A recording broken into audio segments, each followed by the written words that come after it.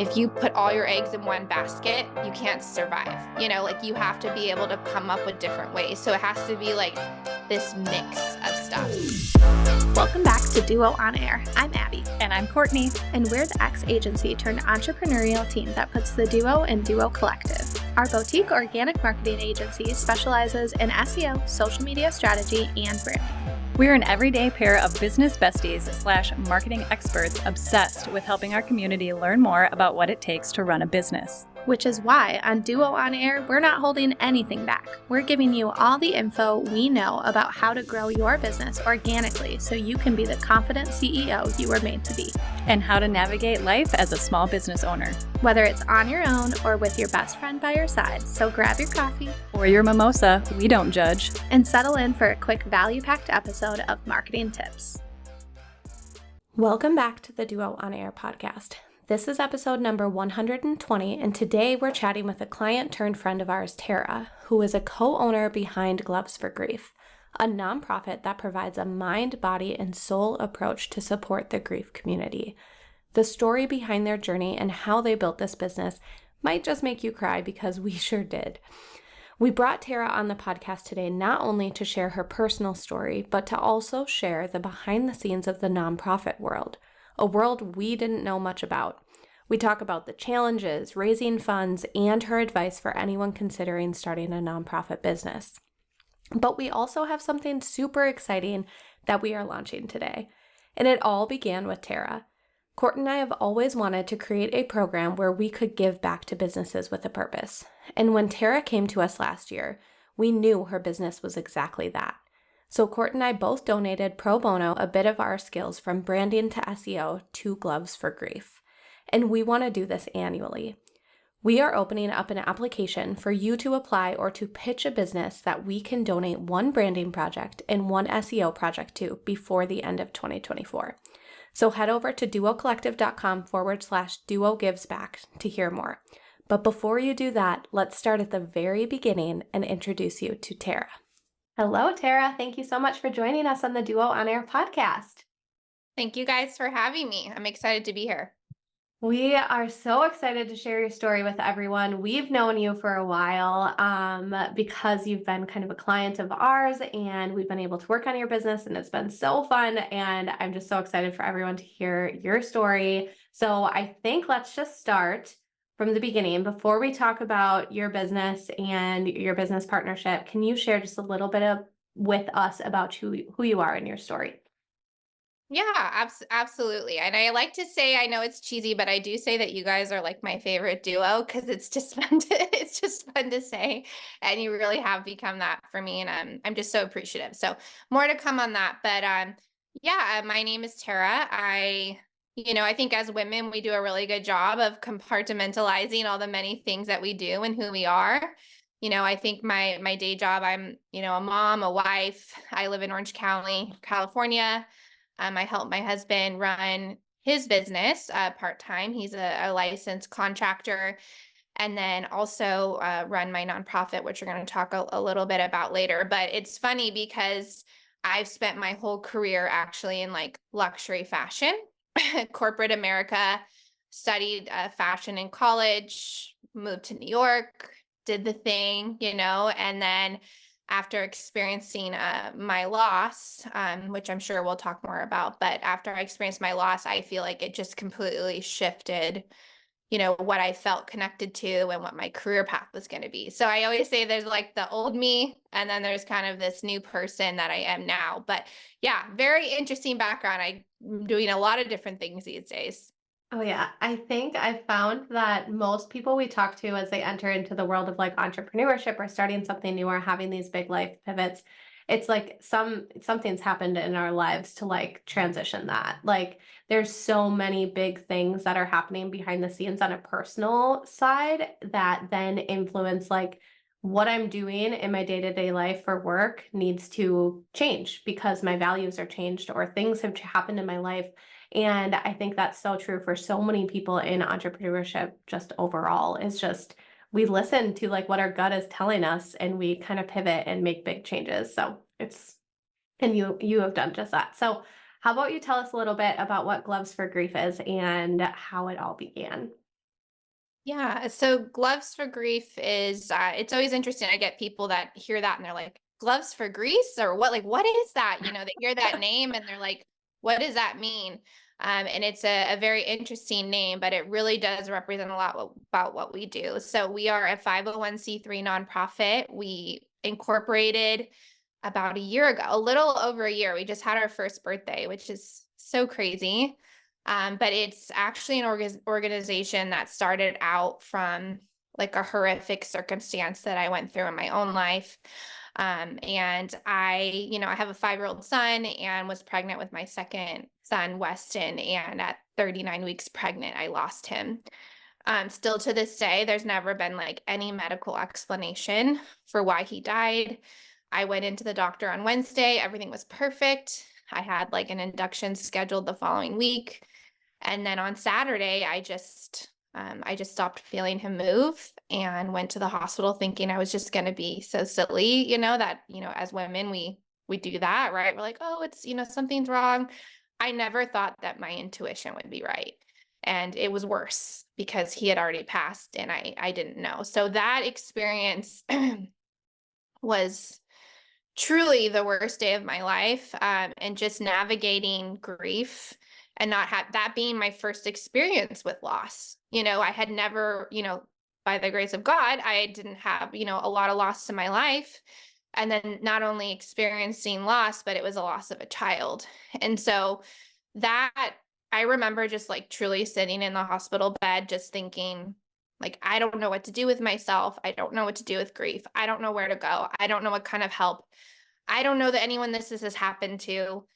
I just felt like I was Googling in my hospital, just being like, hey, like, what happened to me? And then finding things that were like in like Europe, thinking about, the stillbirths and never even thinking that that could even be like in my path. And so that feeling of just, realizing that there wasn't a lot of options out there for me, even within my local community, really gave me an awareness, unfortunately, that like people aren't talking about this stuff. People aren't talking about grief. So I certainly didn't come out swinging, no pun intended. It took me about a year of just like barely getting out of bed, trying to taking me like an hour to make my son's lunch.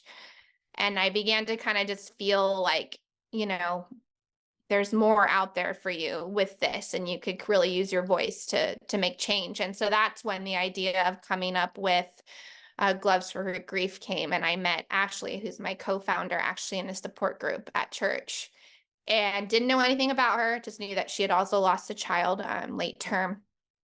Found out she was this like insane boxing coach, like this professional coach, Nike certified trainer, and didn't know anything about her. And we, just decided talking after one of our groups that we didn't want it to end. We wanted that community. So we just did like an event for our support group. There was 12 people. I mean, it was nothing crazy. And then after the event, everyone was like, this is amazing. Like, we were actually doing a boxing class and allowing people to punch out their pain. And they were like, we want to do this again. And I'm like, well, maybe this is going to be something. Maybe this could be something. And so it was a very like organic way that it kind of came out. Was nothing that I ever expected to be doing or to have experienced in my own story. Yeah, yeah.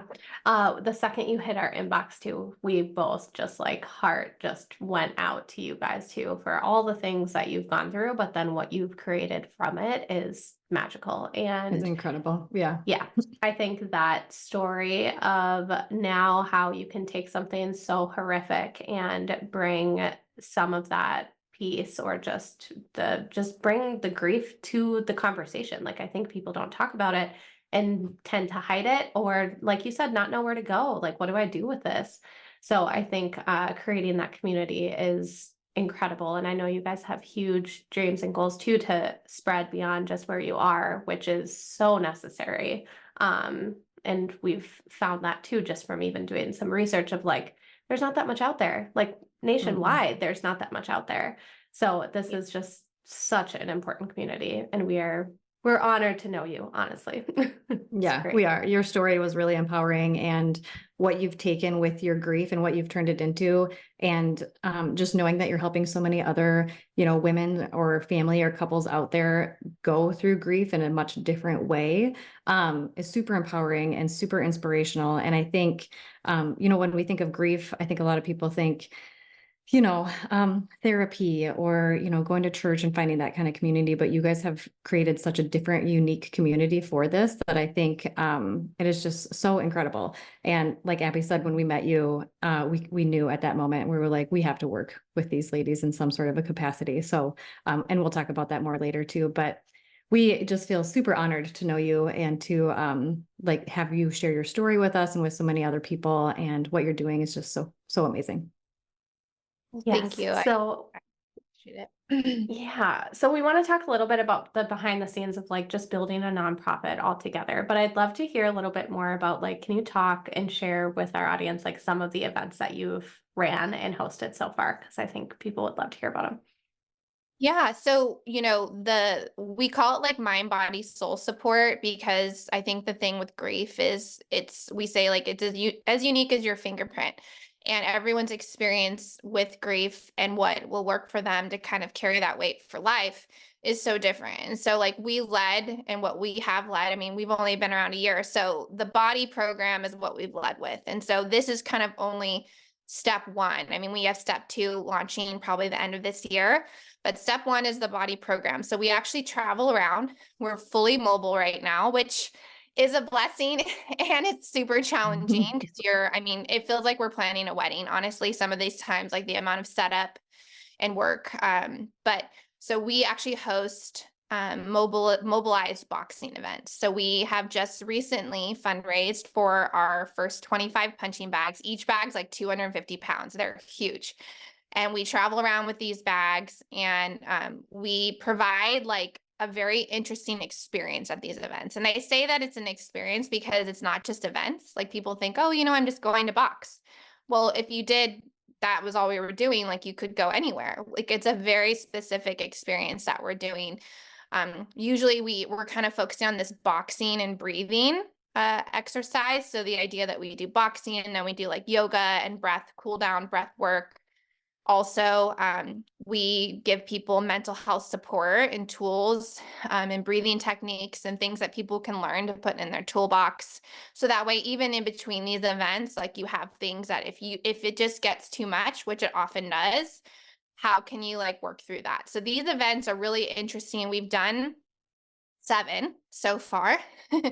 And at times we have between 50 to 75 people at these events. And it's all primarily done through social media where people have been finding us, new people, and they come far. Like I've had people come from different states, different counties. People come out, our events are usually 2 to 3 hours, and it's just this community of support. And so, yeah, that's primarily what we've been doing for the body program, but it's been really interesting. And, just being able to get our own bags, we used to have to rent them from local gyms.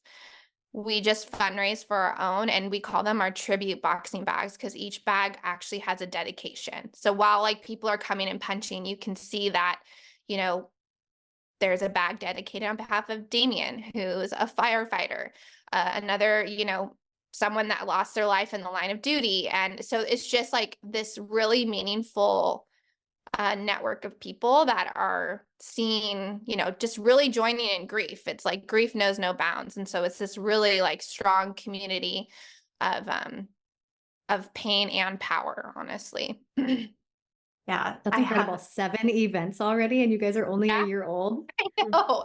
And I have like That's 3 amazing. more in like 2 months, which is really crazy. Yeah, that's incredibly impressive.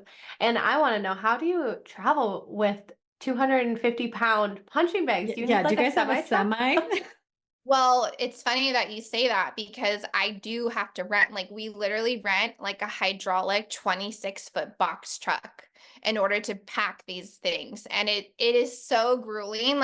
And I have like laborers, luckily because my husband's in construction, I've got like these incredible guys that want to help out. But yeah, I mean, it's like with these bags, and we come with turf and all of our mitts. We've got product and retail and all this stuff. It's like, it really has, it is a labor of love, and it is, and, and it's worth like every pain and every ache, honestly. So Oh, the I brand believe designer it. in me now wants to like raise enough money so you guys can buy your own truck and then we can wrap it and Yes. brand it. That's the Yes. next thing. Well, Yep. that's a dream. Like that will be Mhm. our dream. And we need to get like a van, to help with kind of the smaller stuff, and then like eventually fund for a truck, because we do need that. Yep. Yeah. Yep. I agree. That's awesome. Okay, so can you tell us a little bit about like when you guys first kicked this off, did you always know you wanted to be a nonprofit, or did you ever consider a for-profit? Like how was that kind of discovery and like understanding the differences of like what avenue you wanted to go? Yeah, and those are great questions. I was really excited to actually talk a little bit about this, because I've done a lot of interviews about my story and kind of how and why I started this, but not necessarily the how behind it started. Mhm. So I would say I never in a million years thought I was going in to be like a nonprofit. That wasn't like, it's a completely different industry. It's a completely different business model. And especially for me, I mean, I come from luxury fashion. That was something that I, was really uncomfortable with, like knowing, okay, well, this is not something I'm good at. This is not something I know how to do it. So, I would say that I don't think it was ever a thought for me to be a for-profit necessarily with this particular vision, but I did think, it still could happen, about almost creating like a Tom's shoe model where you buy one and you give one. So while we have started this as a nonprofit, and for us it's important to lead first, I do see us possibly branching out and having a for-profit model as well. So I think, though, to answer your question, I always knew that this was probably going to be a nonprofit. I thought, and I think there's a big misconception out there that nonprofits can't make money. I think the biggest thing is, and that's what someone said, like, you can have very successful nonprofits. The difference is that the profits go back into the organization versus someone's particular pocket. But you can have very, very savvy. So I'm kind of trying to expand all the things I thought about nonprofits, that they couldn't, have retail and branding and clothing and product and cool stuff, and realizing that we actually can, in that it's just different, it's just a little bit different. Yeah. Yeah. I think that is like a very common misconception of like, oh, the people who run nonprofits don't make any money. And it's like, that's not true. You can still have a salary and you can still be Mhm. salaried employees and you can still do that. So I think that differentiator is a big one. Um, what would you say like in the early days? So like we're very familiar with like, okay, yeah, we had to go online and submit an LLC and like register for that and get a tax ID and then we were done. I'm curious, like from the nonprofit side of things, how different is the process of getting it all started and how many, like, were there a lot of hoops or was it relatively simple just to get started too? Yeah, it's definitely not simple, because I think one of the things that you could actually be a nonprofit, but not a 501(c)(3) nonprofit. And so the 501(c)(3) part of it is actually kind of like a badge of honor within the nonprofit business world, because that means if someone gives you $5, you get to keep $5, and they can write off $5 off their taxes. And so that ability to be a 501(c)(3) nonprofit is not easy to get. It's not easy to maintain. And there's a lot of compliance things that have come into it. So I knew that, I think this whole process I've tried to like work smarter, not harder. I know that I could do all things, but I don't have the time to do all things. And so I needed to hire to my weaknesses. And for me, the weakness is time. So like I actually hired a consultant who later became a board member for a year. Her name's Tracy Clark. And she actually has a nonprofit business that does helps other people start nonprofits and do all the IRS applications, because there's a few different forms you can do depending on how much money you think you're going to raise. And depending on that barrier, it's like the process could be a way, way more intensive. So where I would go with that is that, you can certainly do it yourself. It does take a lot of time. I actually hired a consultant that helped me do that. And because of that, We did a long form. They kind of told me, you're going to be operating the first 6 months as a nonprofit, but not with that 501c3, which is hard. I mean, that's a hard thing. It's not that you can't operate. It's just that a lot of people, when they consider donating, they want to know that they can write that off. So, but what happened was she started over 4,000 charities. I got my approval in 1 week. It was like, so she said to this day, it's the fastest record she ever had. And I had no idea, like, and I still, I mean, well, I know that that was a God thing for me, that we got that, kind of pathway to reaffirm what we were doing. But it was just, I didn't think it would happen that fast, and it wasn't easy. I think it was just being able to like rely on experts that know, because for me, it's like you could check no instead of yes, and it could throw off your whole application. So being able to find experts like you guys and what you do, finding experts that know something that are able to kind of help you navigate through the back end stuff was really important. Yeah. Yeah, I can't imagine. So you mentioned a little bit about like raising funds and what you were going to do there. Did you know right from the get-go what you were going to do, or how did that kind of process? How did you guys decide like, okay, here's how we want to get started fundraising?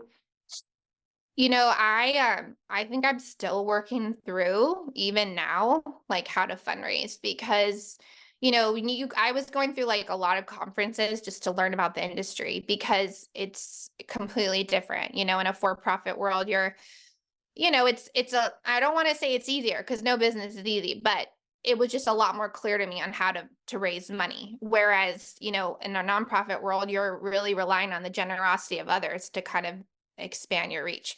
So, I'm still figuring it out, but the biggest thing with a lot of these conferences I've gone to, even recently, a lot of the sustainable fundraising for people, like you look at like the Boys and Girls Club and like a lot of these huge nonprofits that have been around forever, they primarily rely on grants, which are huge lumps of money, some restricted, some unrestricted, some have a way that you can spend that money, others just support operations.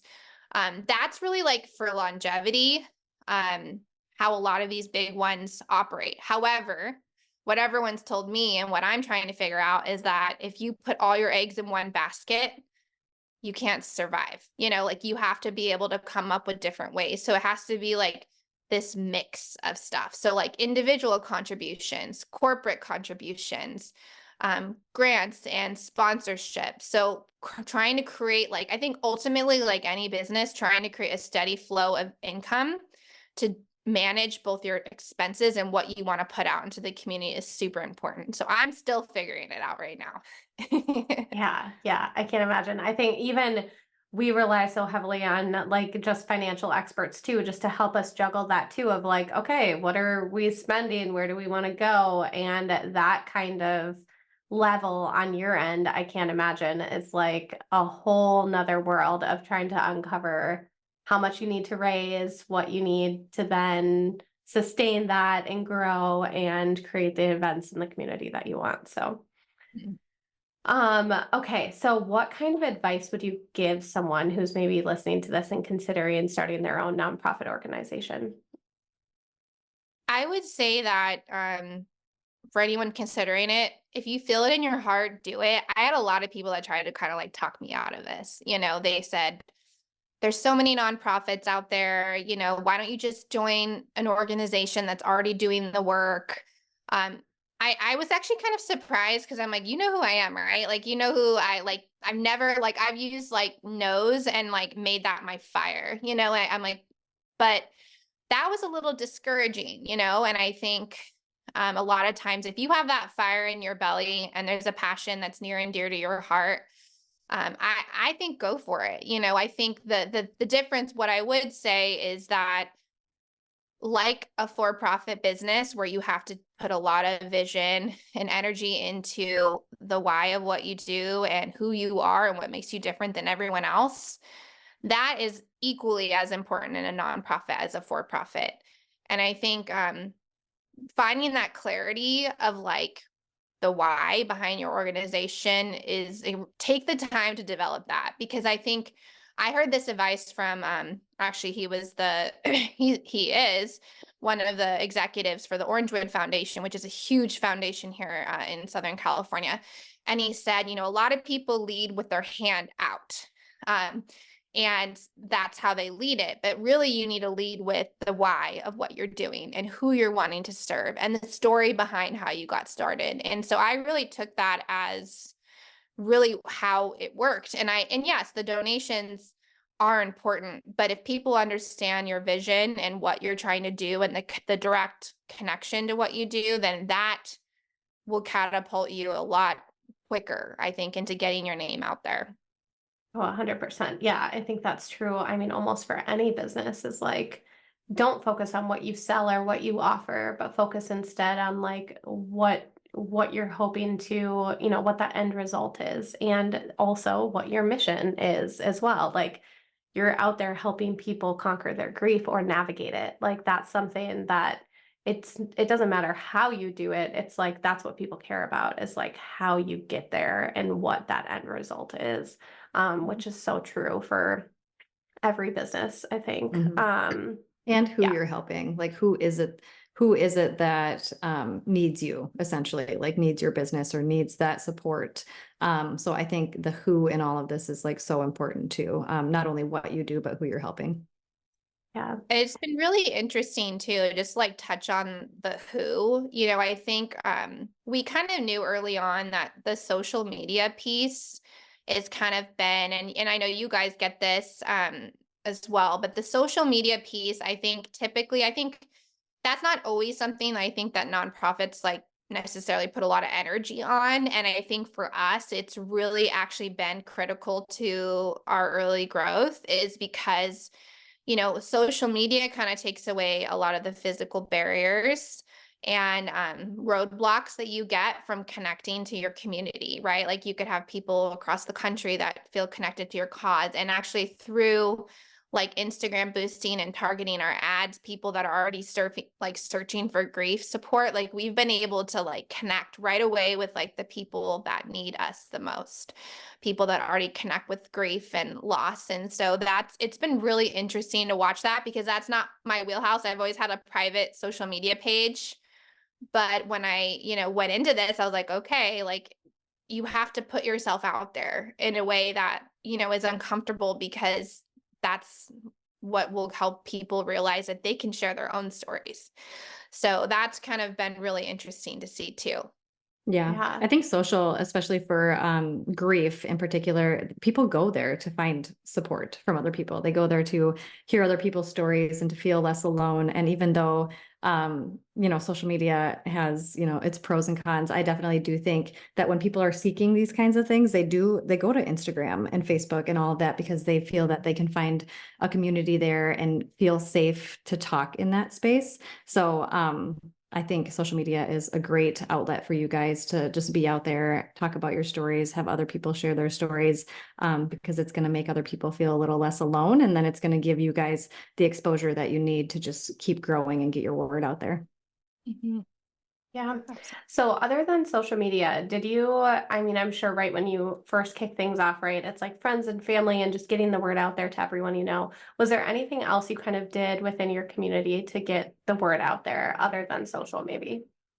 Yeah, I think, you kind of hit the nail on the head as far as like personal contacts. I think that was even from our earliest like initiatives of fundraising. Like it's tough, because a lot of times like bigger donations, like people want to see all that credibility. They want to see your like 990 tax returns. Like there's full transparency in the nonprofit world. People, if you get $1, they want to see how you spend it.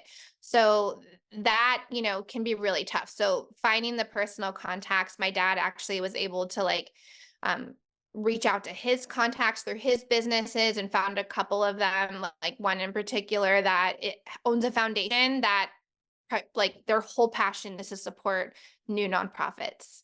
And so like they actually were able to give us a grant when I was still like a completely embryonic. I mean, there wasn't even, I didn't even have my 501(c)(3) yet. So that was really important. And I think a lot of times people like you hear the old school word like pounding the pavement. I mean, that's literally what I did. Like I got flyers made. I created content and like collateral for people to understand like what we do, like a visualization, because you hear gloves for grief and they're like, like what is that?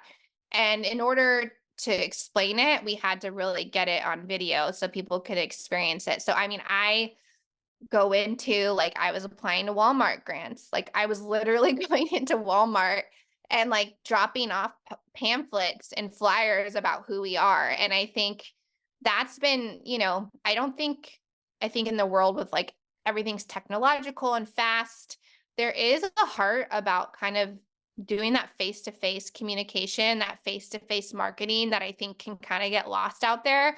So, I mean, we literally, and we still like we pound the pavement. Like we go out there and we meet businesses and we let people know what we do. I joined the Chamber of Commerce. That was a huge um resource for me. I joined my local Chamber of Commerce, which I didn't even know what that was, what a Chamber of Commerce did, but being able to find local businesses that are in your area that are interested, I think a lot of for-profit companies, they want to be involved in giving back to the community. So I found a lot of great partnerships as well. So some of those things have been really, really helpful, just building like a network. Mhm. Yeah. Yeah. And people don't do that enough. We don't go out there Mhm. and talk to other people and get off of our computer, because I'm sure it's easy to go out there and search for, okay, what are all the grants that are available? And now I'm going to apply to those, but actually showing up, like, yeah, I think a lot of people in their mind would be like, Walmart's a huge organization. Like, what's it going to make? It's not going to make a difference if I walk in there. Like, that's not going to matter. But I think a lot of like times we underestimate the fact that people do want to give back, but they might not be actually searching for it because they don't have the time, or sadly, we put it on the back burner. But when someone actually comes to you with something that connects to you, then it's like, oh yeah, I do want to do that. I've been meaning to do that. Like that is something that I think we just need to bring to the forefront, and you just need to speak up and share it. And I think that's Mhm. so great that you did that to get started And too. there's such a different continue. connection when you're in person versus over, like anybody can say anything over social or over text or over the phone. But when you're actually physically there in person, that's such a stronger connection, I think, especially with the powerful story and business that you guys have. And it's uncomfortable. Like I think that was the biggest thing, like to even tie like grief to like this process of starting a Mhm. nonprofit. Like it wasn't until I started like owning my own personal feelings. Like before I would like bow out of every situation because I was like, I didn't want people to talk to me about it. I didn't want people to ask me about it. Like I wasn't confident enough in like the pain that I was sitting with to even be able to like feel like I could talk about it. Well, after a while, like I got used to that discomfort. And then now I'm like almost like leaning in and stepping into that pain.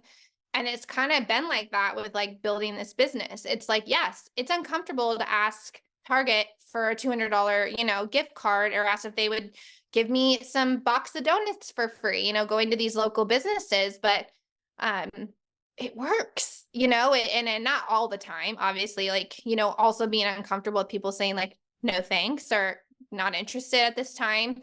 But you have to almost get like comfortable with being uncomfortable. And that has been like, something that I think it's been hard to be like, okay, like asking people for donations and support, but you have to just get kind of used to being uncomfortable because that's just like how life is, right? Mhm. Yeah, so true. Yeah. And on that note too, that's kind of how our own like partnership happened as well, which I would say there are a lot of people who like are nervous about asking for help, or just like feeling like they'll offend someone, or like, it's just hard. It's like a challenging situation. You were so incredible in how you were just like, hey, like I know we need this. This is something that our business needs right now, and we don't have like all the funds to do everything we need. And just mentioning your story and what you guys do, and that you're a nonprofit. And that was something where Court and I knew like instantly when your email came in after we had chatted, we were like, yeah, we want to do this for you. Like there was no question asked. Like we just knew your story, your business, what you do, and how close it was to us and things in our own personal lives and all of that. And so it was just kind of a no-brainer. And I think that's something that, yeah, a lot of people just don't think to ask. And I think so many people out there want to do good and want to support and want to share. And we just forget. We forget sometimes because we're just so heads down in the work that we forget to ask. And I think we forget too that other people that we're talking to may have been through something similar or have also, dealt with some sort of a grief or loss in their life, that they are able to connect with you on that.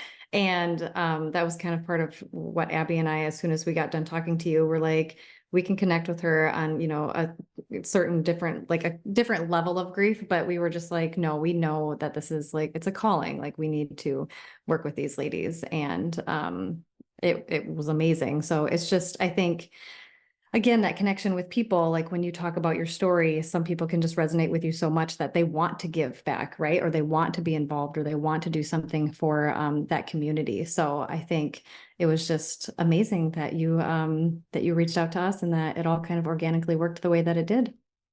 Yeah. Well, and I really appreciate it because I know that, I'm also aware that you guys are running a business as well. And, it's not easy, but I felt like a connection to you guys too. And we still have it, even though we're kind of temporarily we're done working with each other.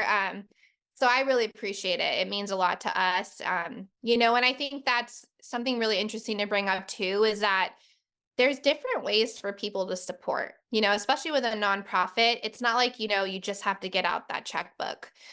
People, sometimes they are limited with resources. So like, for example, I have, individuals that maybe can't donate, but they want to volunteer at our events and help us set up because it's grueling. You have companies that don't have the budget to write a check, but they're willing to let you they'll offer a space. They call them in-kind donations, but it's like people can donate in different ways, as services, products, venues, and it's important to be able to accept it in so many different ways. And all that stuff is super meaningful. So like the service that you guys were able to provide us, it's like it's priceless, right? Because like what you're doing and helping us set up our structure and back end like helps people find us. Like that, I can't think of like anything more important. Like you guys are in Minnesota. I mean, I'm in California. Like that's the beauty of like what you guys are doing for our business here. It's maybe you can't come to our event tomorrow, but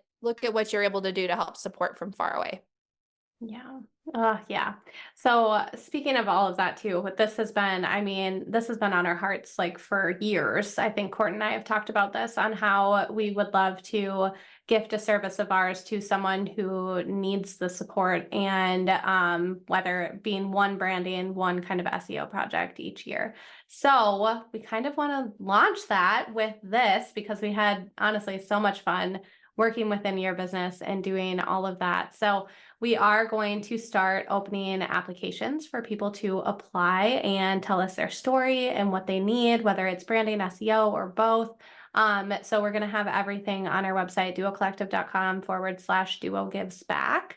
And you can fill out the application, and we'll share more information about everything on that webpage so that you can see it. But we are just super excited and inspired by everything from you, Terra. So thank you. Yes. Thank you so much. Thank you guys. And this is super exciting. Like, I love that, I love what you're doing. It's so incredibly important. You're really darn good at it.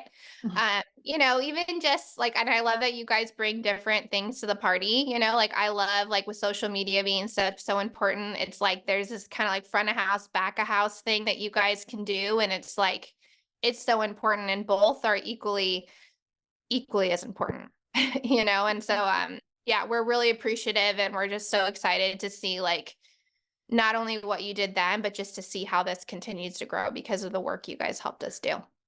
Agreed. All right. Can you tell everyone where they can go to find you and support the cause? Yeah, so if you go to our website, so it's gloves, GLOVES for FOR grief.org.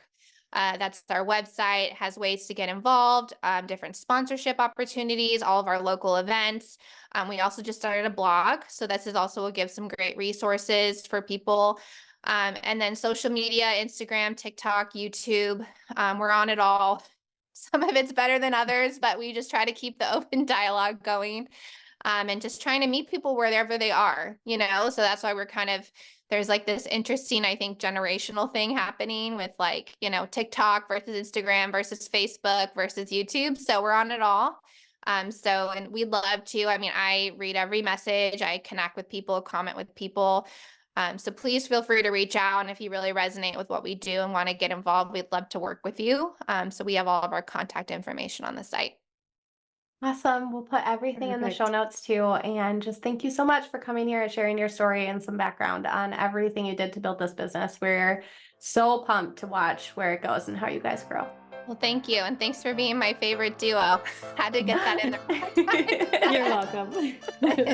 If you liked this episode, please be sure to share it with a friend and subscribe so you don't miss any new episodes dropping every Monday. Plus, if you haven't already, please leave us a review and don't hesitate to share any new episode ideas.